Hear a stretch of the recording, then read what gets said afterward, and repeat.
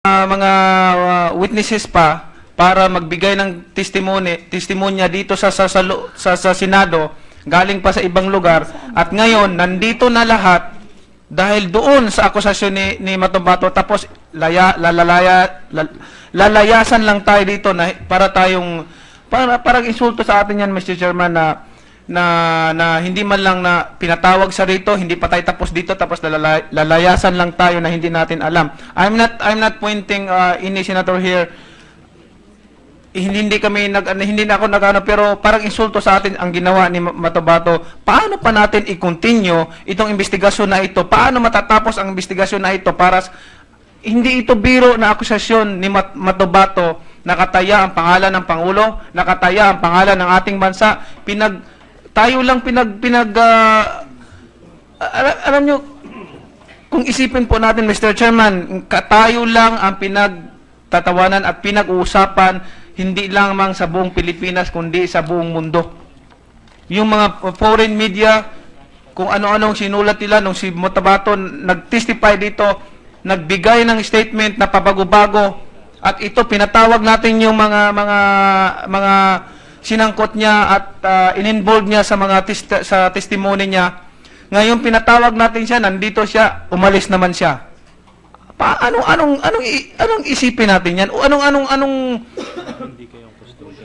anong gagawin natin? Anong conclusion natin? Anong magagawa nating dahilan sa taong bayan para dito sa nangyayari na ito? Paano natin may pagpatuloy yung investigasyon, Mr. Chairman? All right. Even assuming for the sake of argument and given the gentle lady from Bicol the benefit of the doubt, even believing that she was not part of this compromise or this charade, na wala siyang kinalaman dyan, it is incontrovertible that she was in possession of a note that she herself made that was so devastating, it could have been said, well, Matubato was lying here, that there was a case filed against him na pinailan siya ng NBI ng kidnapping with ransom. Abay, hindi biro yun, hindi yung... I detest the claim of material concealment. Hindi nyo naman po siguro i-expect sa akin na habang nagte-testify si Mr. Matubato, ay lahat na lang na meron siyang sasabihin o hindi sasabihin, ay ika-clarify ko po based on my notes. Hindi naman po, unang-una, hindi po ako sigurado kung nasabi niya yon o hindi na merong case for kidnapping nung siya ay nagte-testify. Pangalawa, wala naman sigurong pagkakataon in the course of the questioning of Mr. Matubato at the time, whether on the 15th or on the 22nd, na may ilalabas ko, dahil sabi ko nga, napansin ko nga yun ngayon. Because I have extensive notes, so I could not be expected na habang nagte-testify si Mr. Matubato nung 15 tsaka nung 22, ay makukorek ko lahat o maisusupply ko po yung impormasyon based on my notes. So please, I strongly protest the claim that there has been a material concealment. Kasi ang pinag-uusapan natin dito, yung insidente. Meron hong kinikwento si Mr. Matubato.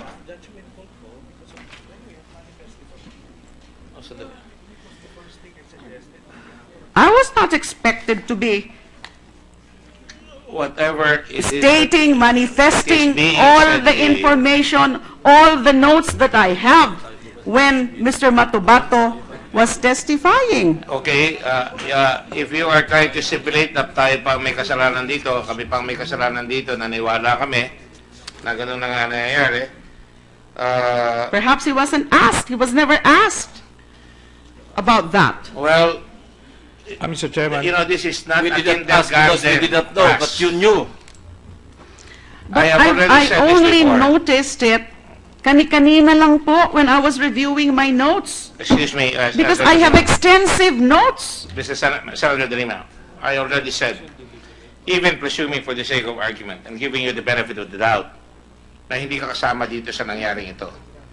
The very fact that you had information while this was going on, it could not come across your mind na you had information na salungat doon sa sinasabi na Matabato rito. Habang nasasalita si Matabato Ano rito, po bang salungat? may I please continue? I have given you so much leverage here. I have allowed you an extended amount of time. I have even allowed Matabato, and I didn't have to do that. I even allowed Matabato, and I did not postpone anything here. When I took over this committee, we will continue. We got all your witnesses here. And we called all the witnesses here, all the testimony, all the motions. We allowed. So please give me some leverage. Give me some latitude here.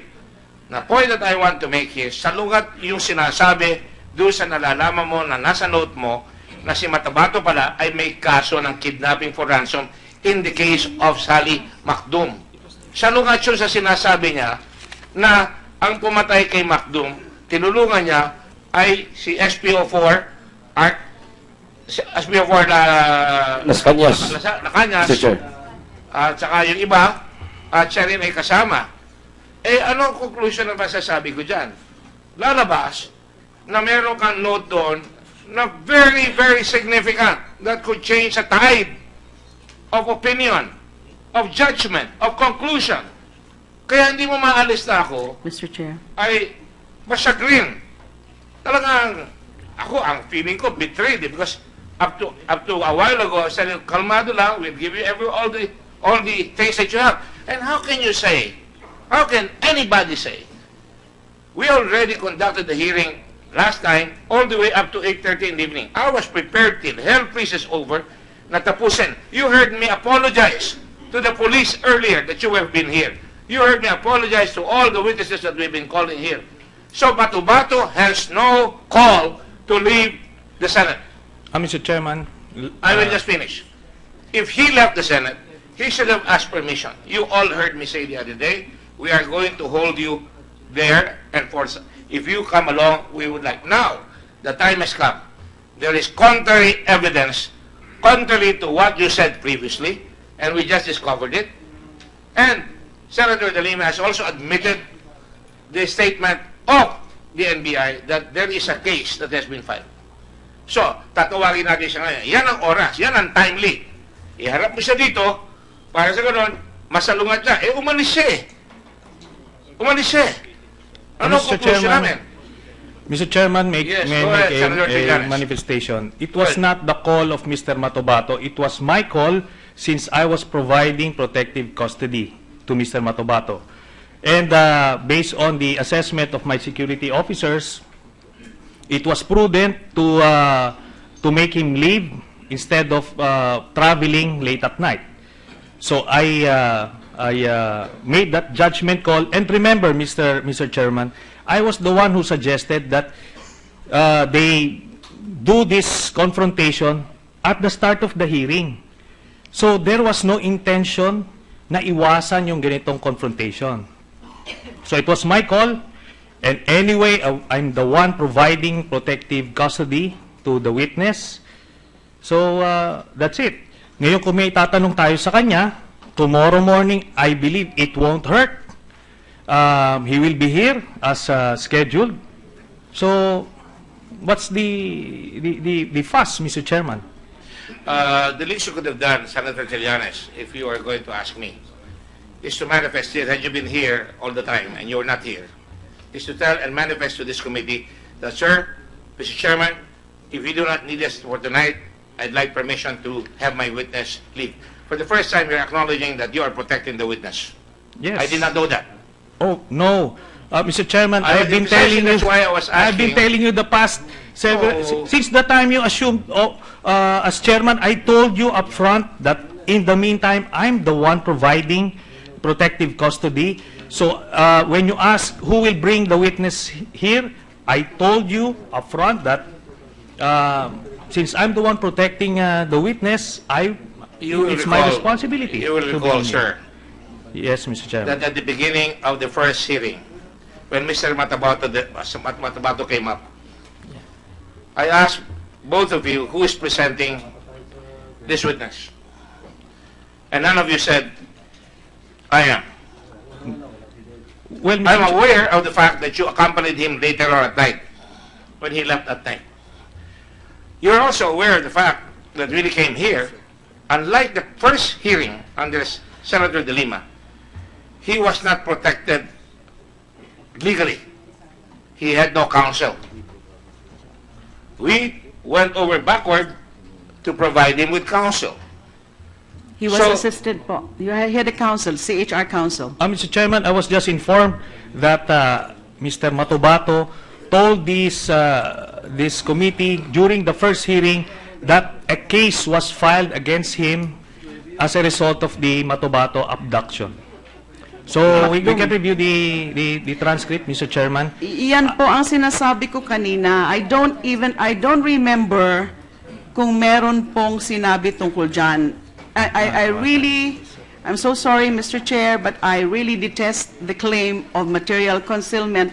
Ano ho ba yung sinasabing salungat sa sinabi niya? Wala naman po sigurong sinabi si Matobato na walang kasong final sa kanya. Mr. Chairman. So ano ho ba yung salungat na Mr. Chairman, I already have the trying to transcript. tell me that hindi salungat yung sinabi niya? Mr. Chairman, I already have the transcript. Let me answer first, transcript. Senator DeLima. Anyway, you have to look for that.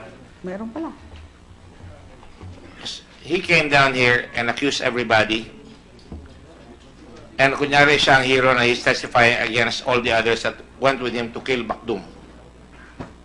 Now, it turns out that you have a note that you concealed to the committee.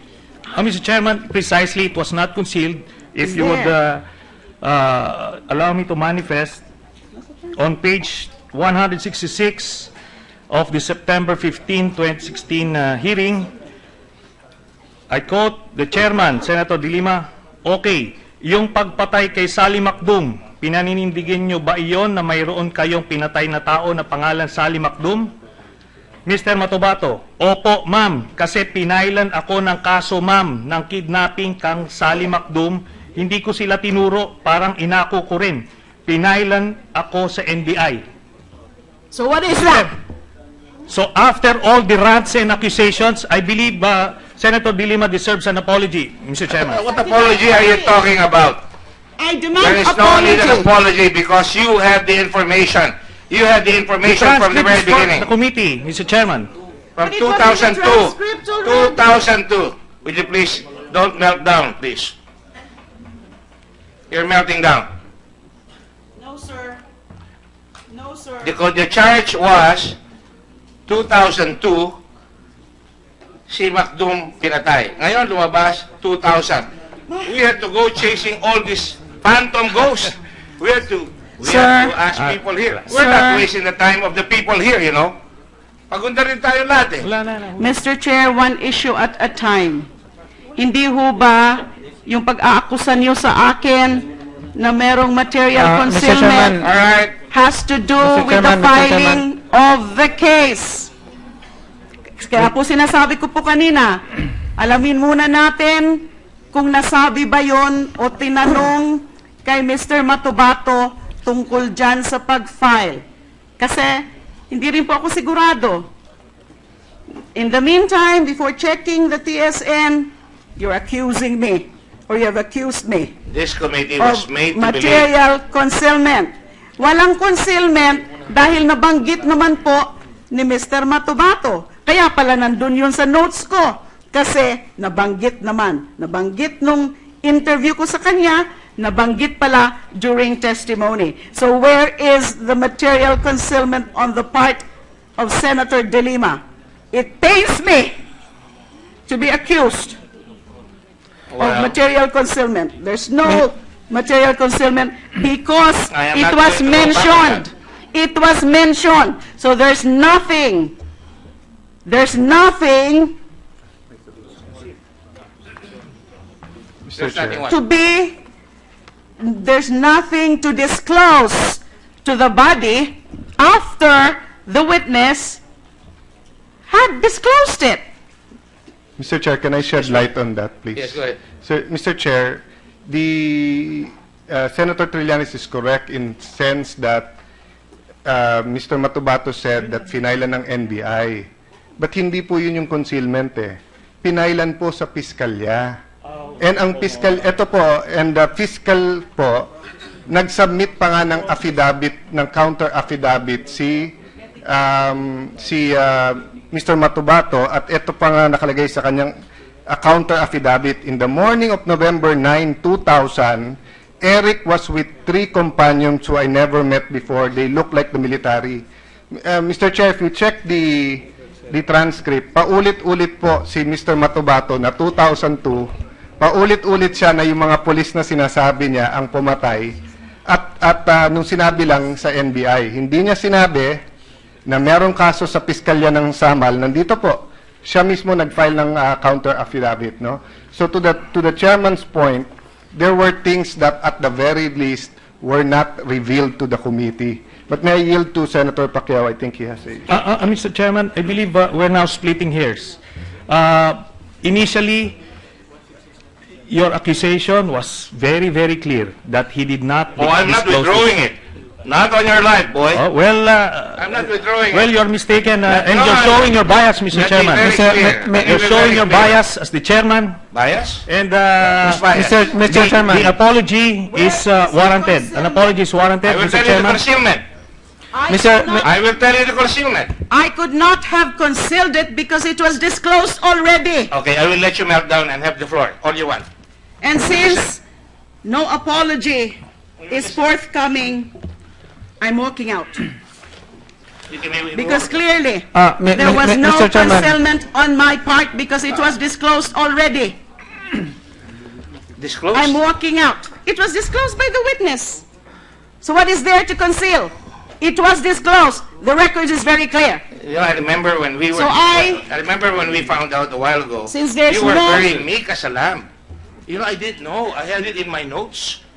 Oh, I'm sorry. I did not know. I didn't say that. No, you were very meek as a lamb.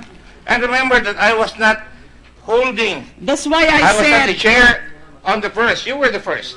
That's And why when I said. the concealment was done, perhaps not by Matubato, because I was not here at the time, but the concealment was done by you. Because when could Matubato, there be concealment? when Matubato was testifying, don't you think it was incumbent upon your part to say, I have information that this guy has been fired. Can we call on the NBI to produce that testimony? Mr. Matubato Chairman, already said to that. suspend the Mr. hearing. Matubato has already said Mr. that Chairman, a case Mr. was Chairman. filed In- against him. Out of respect for everybody, I will I am suspend the walking hearing. out. Mr. Chairman. I'm sorry. I'm sorry for you then. Mr. Chairman,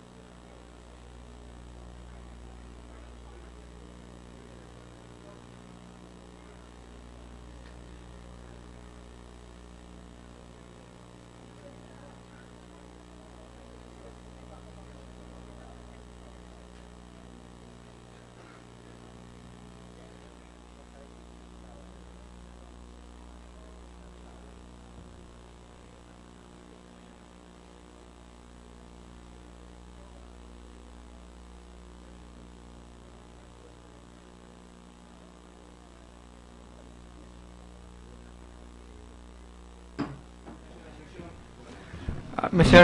Chairman, may I recognize Mr. Chairman? Yes. Senator Pascual. Senator Pascual. Senator Pacquiao. Point of hunger. Go ahead. Mr. Chairman, when we started conducting this Senate hearing for this extrajudicial killings, we call Matubato. Nagtestimony siya rito. Yung testimony na nung first hearing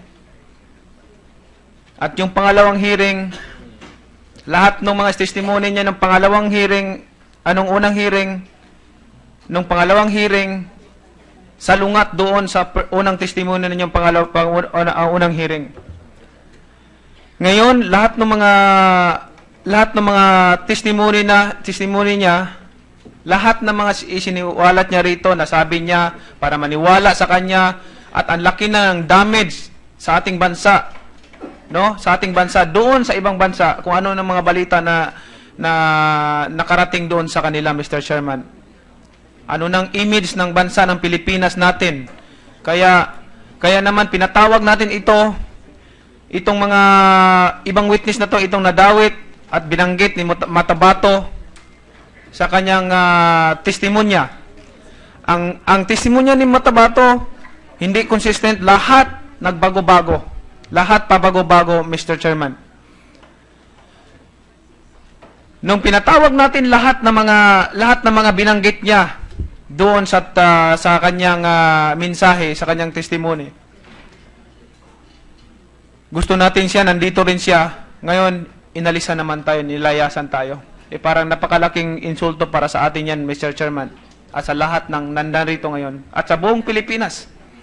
No, sa lahat ng tao, insulto masyado yan sa atin, Mr. Chairman. And then, I think doon sa mga previous hearing, committee hearing, nakita natin yung inconsistency ng kanyang testimony ni Matubato. Para makumpirma natin, pinatawag itong 15 o 16 na mga testigo na binanggit niya at sinangkot niya doon sa kanyang testimonya. At ngayon gusto nating iharap, ngayon nilayasan tayo. I think, Mr. Chairman, this is not a manifestation, but I want to move to terminate this committee meeting, because this is useless. This is useless if always like that, Mr. Chairman, na hindi sila ang mga nilayasan tayo lahat. Ayaw nilang harapin andito, pinatawag natin sila dahil gusto natin maging parehas, maging pantay ang batas natin, ang pag-imbestiga natin dito sa ating bansa, sa ating komitiba.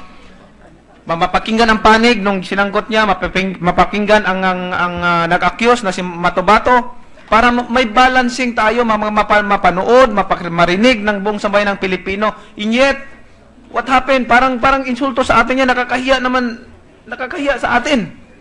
Nakakahiya sa atin. Sir Chair. No? Nakakahiya sa atin na Mr. Chairman na ganyanin tayo, para nga isahan tayo, sabi nga ni Senador Lacson, na isahan tayo ng grade 1. Na isahan tayo. Mr. Chair, before we act on that, Mr. Chair, I am sad that we are ending this way, but let me congratulate you that you ferreted out the truth. Subject to the committee report and subject to the assessment of everything that has been testified here, I second the motion of Senator Pacquiao that we terminate the hearings on these resolutions in committee and on the privileged speeches given. You know, there's nothing better that I like to do now than to terminate it. That is why I was committed to doing it in 3 days, up to tomorrow and the day after. But I was already trying to make it a point to finish it by tomorrow.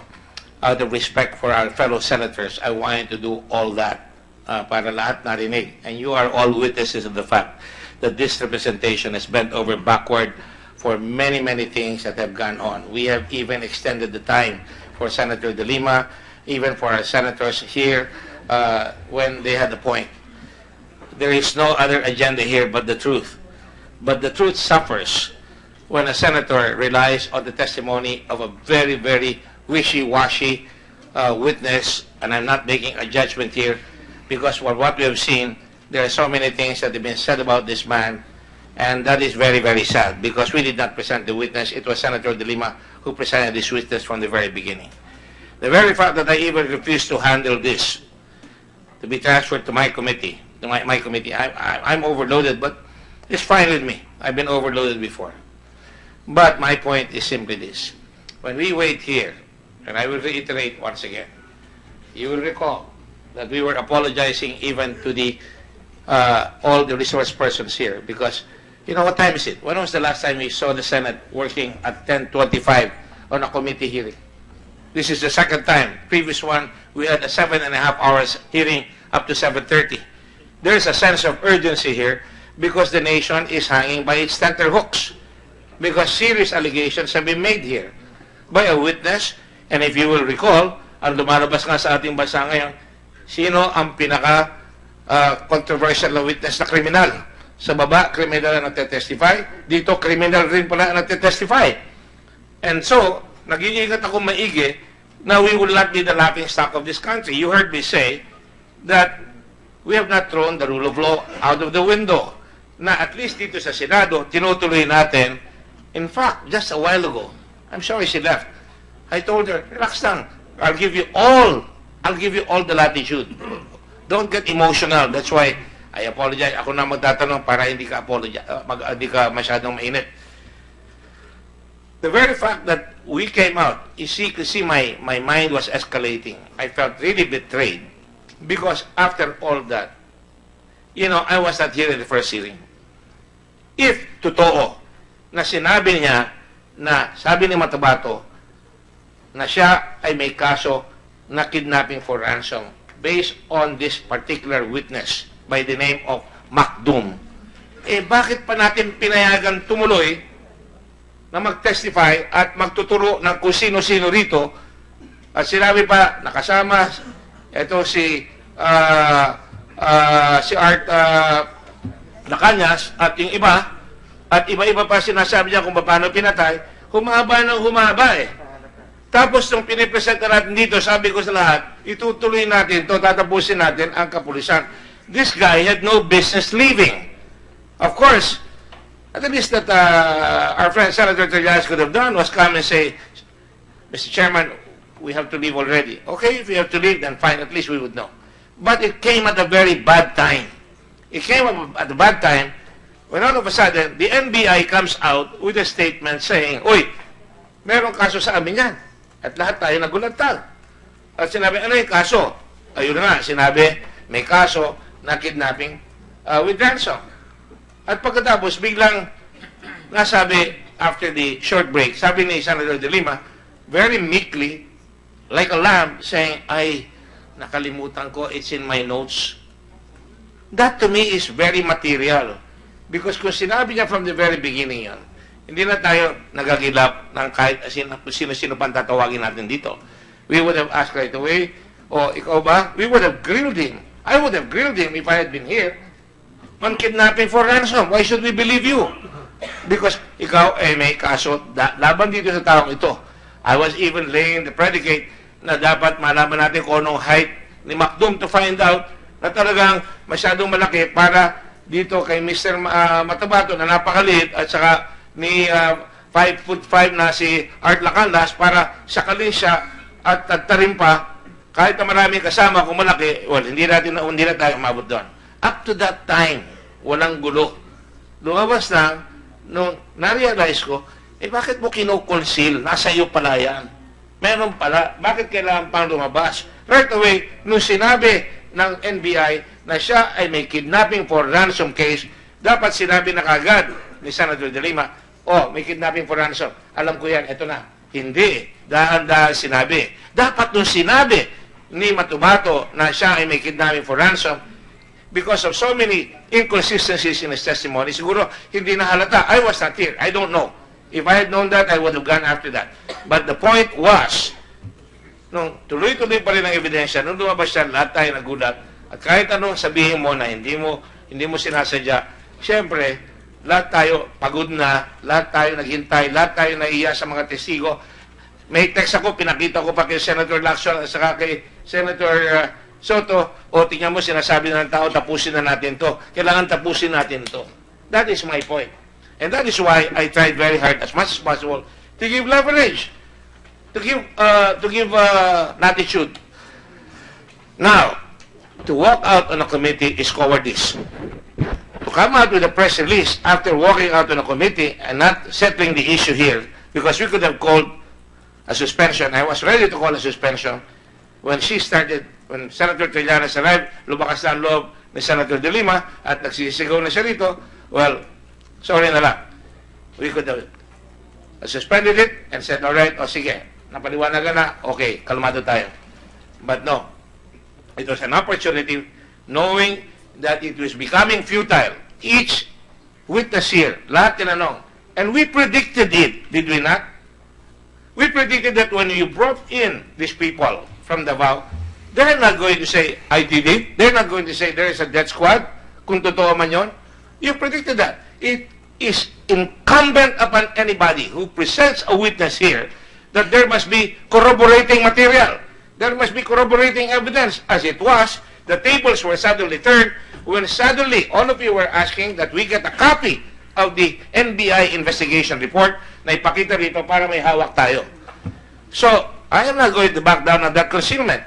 Maybe, hindi nag-conceal si Matubato. Ang nag-conceal si Senator Delima because alam niya pala noon pa na meron siyang notes na dapat sinabi niya. And she could have said that later on.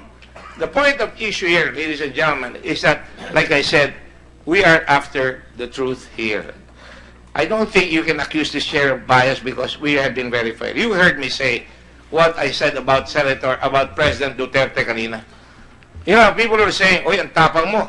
Baka ikaw ang barilin dyan, ikaw ang sabihin dito ng mga tao na sinasabi ng mga Duterte. Alam niyo naman yung mga Duterte people. Sabihin na, ba't tinitira mo ang presidente namin? I said that in all honesty, as a citizen of this country, conscious of the fact that I could earn the ire of the President, and said, do not talk too much, Mr. President. Huwag kayo magsalita ng marami because you are falling on your own sword. Ang laki ng tiwala sa inyo ng tao, pinuputol nyo ang sarili nyong paa every time you talk because kayo ay nago-gold kung magkamisan pinaglalaban ng media yung inyong kalooban at yung kaisipan na dapat mawala talaga yung drugs. You have heard me say in my Facebook, do not kill people, kill drugs. You have heard me say to no less than Director General Tubato, ang dami kasing bato De La Rosa,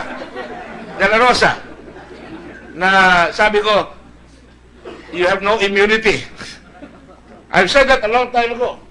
So, wala akong I am not walking on eggs for anybody.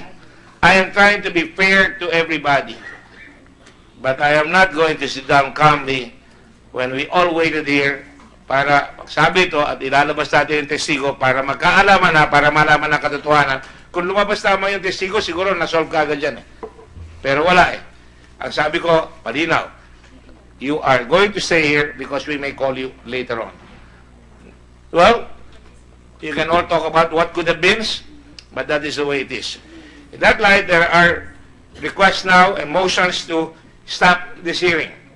My own personal opinion, we will not stop. Mr. Chairman. We will not stop. And my own personal opinion, I could stop and say, tama na, masyado na magulo, masyado na marsalimod.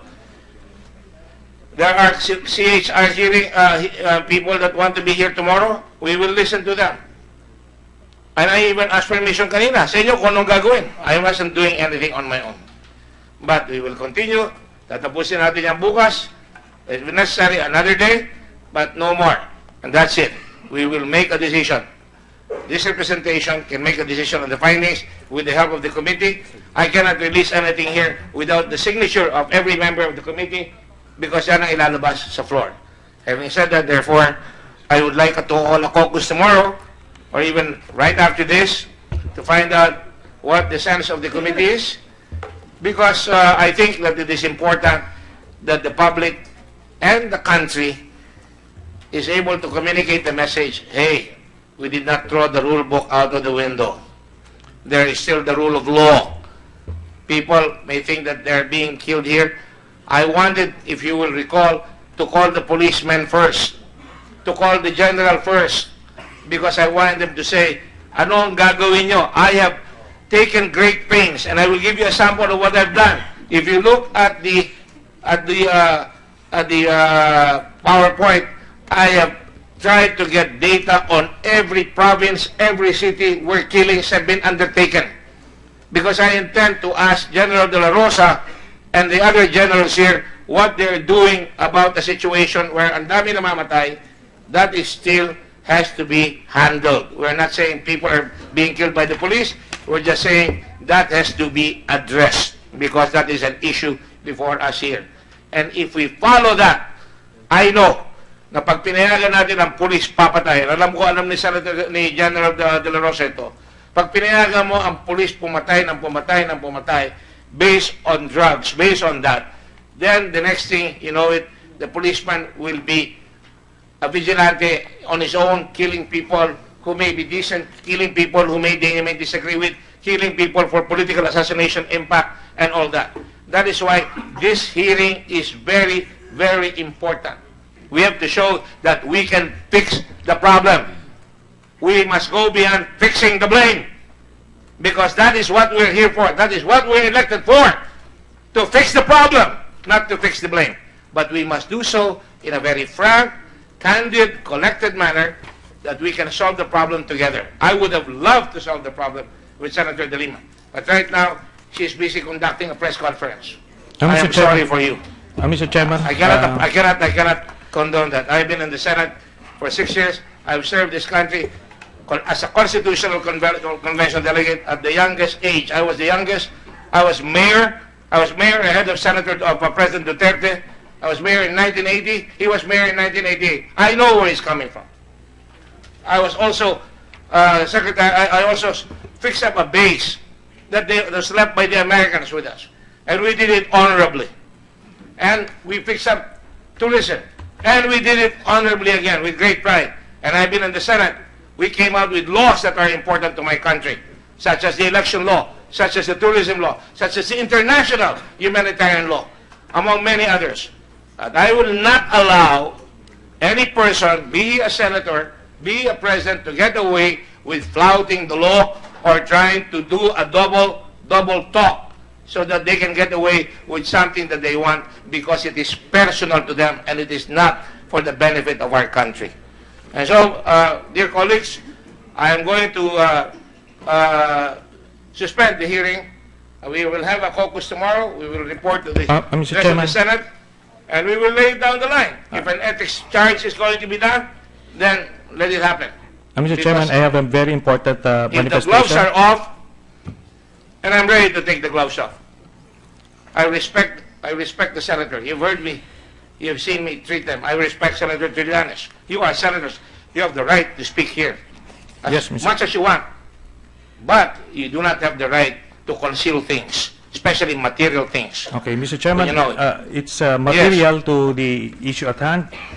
In addition to the transcript that I read earlier, page 166 of the September 15 hearing, presided by Senator DeLima, on page 81 of the September 22, 2016 hearing, presided by the chairman, Senator Gordon.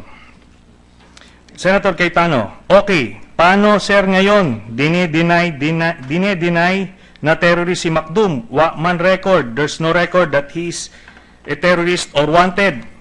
Mr. Matobato, kaya nga sir, pinailan ako ng kidnapping sir, na-dismiss yan sir, kasi si Sally Macdum backdoor yan sir. Si Sally Macdum walang record sa embassy sir. Walang record. So, Mr. Matobato was truthful in his testimony and the chairman himself. And I can understand, Senator Gordon, I can attribute that to memory lapse because Mr. Matobato, once in a while, would have memory lapses just like every other person. So dito sa transcript, both transcripts, walang concealment. And it was given directly to the chairman. So you cannot, September 22, Senator Gordon, By backdoor, ibig niyong sabihin, walang record na pumasok siya dito. So, you even discussed the issue. So, that's why I keep on referring to the transcript kasi binabali-baliktad minsan yung, yung facts. People may be entitled to their own opinion, but they're not entitled to their own facts. All right, And every conclusion made earlier na tama itong mga nandirito na resource persons natin, tas mali si Matobato, is a matter of opinion. And I totally disagree. And I believe there is a multitude of people who would agree with my assessment and my position as well, Mr. Chairman. Well, I don't care about the multitude who agrees with you. I respect them. I may not care about what the multitude says because sometimes there are people here who say, there go my people, I must follow them. Leaders follow what is in their minds. Leaders follow what is in the best interest of the country, irrespective of whether it's popular or not. Let me just say one thing, though. The focus on Matobato at the time was he claimed that Sally was killed because he was a terrorist. Yun ang pinapalabas siya, pinatay, terrorist. And he recited, if memory serves correct, na yung mga kinakasama niya, sinabi raw siya, terrorist, kaya pinatay nila. Pinadescribe pa natin kung paano niya pinatay. Pero sabihin niya, meron siyang kidnapping case. Well, that was in passing. Pero for a senator to hold information, It to was not hold there, Mr. Chairman. information, let me finish.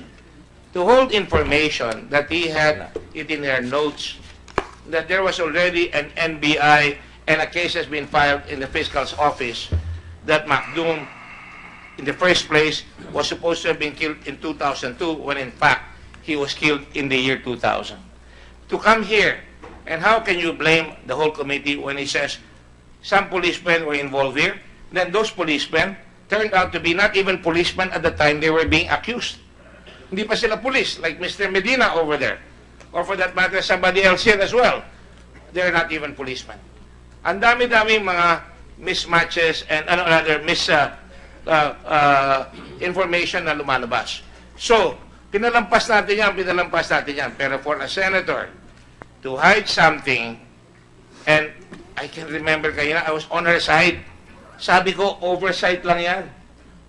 Mr. Lacson wanted to terminate it. Oversight lang yan. Kailan ako pumotok, kailan ako na-disappoint.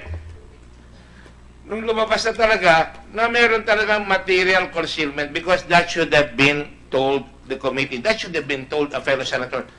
Dick, Senator, Ping, meron ako dito na ito pala ay may kaso sa NBI at talagang na-file pa yung kaso. That is material. In any language, that is material. Sa transcript, makakalusot yan, pero kung may information ka, you have the duty to tell the truth here. And that is where I'm going to say now. In that event, I will now suspend with apologies to all the policemen here, once again headed by Deputy Director General De La Rosa, and all the others, the NBI, the other generals who came from Davao, and even to the policemen, and to all the witnesses here, and to all those listening to us. I think it is important that we suspend it for the moment. I will not issue any statement to the press, because that is not my purpose here. Some people come here in this country and they want to talk to the press all the time. I have not called anybody about any statement that I have made here. Whatever I have, it's been open. It's in my Facebook account. So I'm a very open man. So in that case, having said that, with the permission of Senator Cayetano, and well, okay, Majority Floor Leader. Thank you, Mr. Chairman. May I just reiterate the pressing issues being faced by the PNP leadership, so we don't need them tomorrow. We can summon them if it's important, but we can excuse them for tomorrow's hearing, Mr. Chairman. Yes, with the reservation that I would like to get their thoughts on the matter of plebs formally, that has already been given by Undersecretary Catalino Ayo, and of course the matter of internal affairs. From day one, I've been looking at the remedial legislation that has to be done, meaning to say that we must limit the time upon which they can make the report, that our civilian chairman be immediately appointed, because the last thing that you want is intrigue. That's why we have avoided that.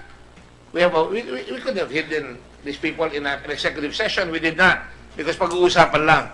Kaya ang internal affairs dapat mabilis kagad na magagawa. Nakikita nyo rin sa ibang bansa na lumalabas kagad pag may nabaril yung pulis, lumalabas kagad on television. Kaya ang lahat, ang mayor, ang mga tao doon, sinasabi kagad kung ano nangyayari kagad. That is what people want. People want to know bakit hindi napipigil yung riding in tandem. Yung mga ganyan, yan ang mga sinasabi natin na pwedeng ibigay sa atin ng kapulisan kung paano masosolve yan, kung kailangan nila ng tinatawag na camera on the vest, camera on the car, dashboard, para ma-limit ang tentasyon na pumatay ng tao. Hindi naman pulis lang ang pumapatay. Dapat imbestigahin natin bakit yung mga drug lord, ilan lang napapatay. Kung talaga yun ang ginagawa. And we're not condoning killing people. We just want to know bakit magpaliwanag ang iba dyan kung sino-sino pa yung drug lord na nakikita natin sapagkat yun ang lumalabas. So having said that, Mr. President, my dear colleagues, I would like to ask in what direction the police want to get help from the Senate, in what direction the other agencies like the NBI want to get help, and in the meantime, we will call on the NCR tomorrow. They've been waiting. The CHR, and also other possible witnesses that have been called here. Unfortunately, natakot yung sa taga-CDO na nakilala si Matubato. I think we should try and call him. If the gloves are off, then let it come off. We should try and call him because he said, yan ang nagtangkang pumatay sa akin. And so, Senator Cayetano, with your permission, unless you want to say something else, I would like to adjourn this for a while, suspend this for a while, and thank everybody here. What do we do with all these people from the Police Department of Davao? Mr. Chairman, may I recognize, Mr. Chairman? Yes, please go ahead, Senator Pacquiao. Mr. Chairman, there's no, I think, and I believe that there is no reason to continue this committee meeting tomorrow. What we need, I think, to all the members of this committee, we should caucus first to continue to talk about if we continue the committee meeting tomorrow. Mr. Chair. Yes, I was about to say before you were to suspend that I will submit to you, but I just wanted to manifest I also have the other inconsistencies. I agree with you. I want to hear the police. I want to hear the CHR, and they can submit it to us. But I also firmly believe, Mr. Chair, with all due respect, that we should set an example that a witness like Matubato cannot be brought here and fool us and this, and then a senator cannot walk out, then expect the next day we'll just continue. But again, you have led this committee fairly, so I do not want to... I'm listening to everybody here. Yes. So I do agree with the motion of Senator Pacquiao, but I'm sure we will follow you unless you agree to... The motion, Mr. Chair, is not for us to come up with a decision, but just to terminate this part of the investigation, then get the submissions, then for the committee to assess. Of course, if you feel like another hearing later on, that is always the option of the chair, Mr. Chairman. We must not let anybody who tries to fool the committee of the Senate of the Republic of the Philippines, to gain something out of trickery, chicanery, and fraud. You should not allow that. The Senate is bigger than all of us. And all of you have said that in so many words. So I will, against my better judgment, apparently there is a consensus here from the others that we will suspend. We will not call a hearing tomorrow. And God knows I am very relieved because I am really tired. I've been working weekends. I've been working at night. It's not easy. We prepare. So we will suspend to assess. And where do you want to call the next meeting? On Wednesday morning? Until further notice? Mr. Chair, I agree with until further notice. May I just make this recommendation? I hear you, Mr. Chair. You want to assure the public na walang mangyayaring extrajudicial or may complaints. Maybe we can get an assurance from the NBI and Chief De La Rosa that while we're not hearing, if there are complaints of extrajudicial killings or of police abuse or military abuse, they can go straight to your office or to the NBI for the complaints and furnish our chairman, Senator Gordon, a copy. In the meantime, Mr. Chair, just while you're not holding a hearing. Copy of? I'm saying, your concern, Mr. Chair, was that kung matigil ang hearing, paano kung may mga abuses? Correct. So if they can assure us that their office will take the complaints and furnish you a copy of the complaint so we can follow it up, then an indefinite suspension until you feel it is right to either have a hearing or to terminate would be in order, Mr. Chair. Yes, so I take it that the committee wants to suspend the proceedings until further notice, until we can have a caucus with the rest of the Senate, so we can take the proper action. And so I will take that as an instruction from the committee, and therefore we will suspend it until further notice. But before we do, I'd like to thank everyone here again. And I know that some of you spent your resources to come here. And I'd like to thank particularly Director General De La Rosa for having spent the whole day and night here. We started this proceeding at 9 o'clock. I have never seen a committee work that long in a long time. I don't see anything like that. But I just want to let the people know, nakita nyo ang inyong Senado, hindi kami sumusuko sa trabaho at gagawin pa rin namin yan sa mga susunod na panahon. Maraming salamat po. This meeting is suspended until further notice.